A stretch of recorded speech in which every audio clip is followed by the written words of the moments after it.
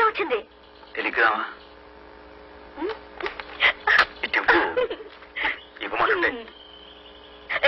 తీసుకోండి.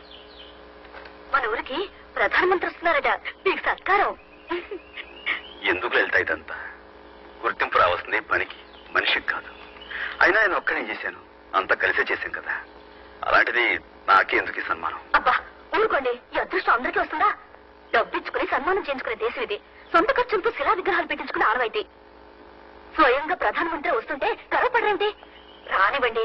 ఏ విధంగానైనా మన ఊరికి కొత్త రోడ్లు వస్తాయి కదా. రోడ్లేంటి, ఎయిర్పోర్టే వస్తుంది. ఆ రోజు ఏ రంగు చీర కట్టాలా? మేము పత్రికా విలేకరులు. నేను ఆంధ్రజ్యోతి. నేను ఈనాడు. నేను ఆంధ్రపత్రిక అండి. I'm from Hindu. నమస్కారం, నేను ఉదయం. గణపతి శాస్త్రి గారు, మన రాష్ట్రానికి మీ అబ్బాయి సాధించిన ఘనత విని మిమ్మల్ని అభినందించడానికే వచ్చాం. మీ అబ్బాయి సాధించిన ఘనత వెనుక మీ ప్రోత్సాహం ఎంతైనా ఉందని మా అందరి అభిప్రాయం. మీరేమంటారు?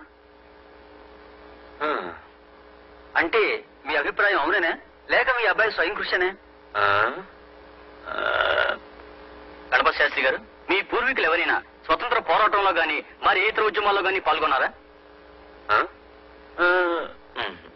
అయితే సూర్యం గారిది వాళ్ళ అమ్మ పోలికే అంటుంది, అంతే కదండి?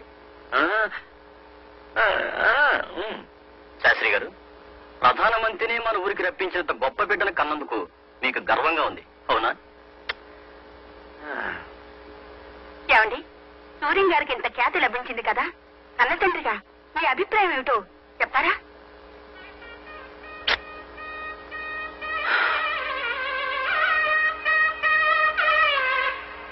భవాన్ని, సూర్యాన్ని ఒక్క ముక్క మెచ్చుకోనంటుంది నా మనసు. చూసావా నా అహంభావం?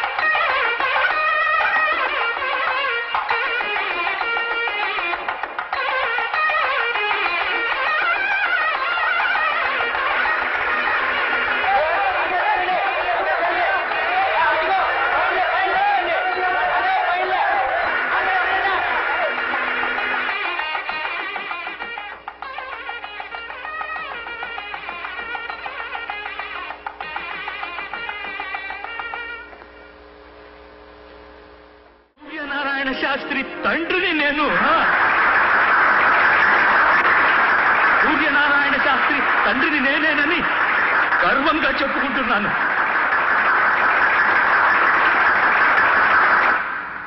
ఓడిపోయి గెలిచానో, గెలిచి ఓడిపోయానో తెలియని పరిస్థితి నాది.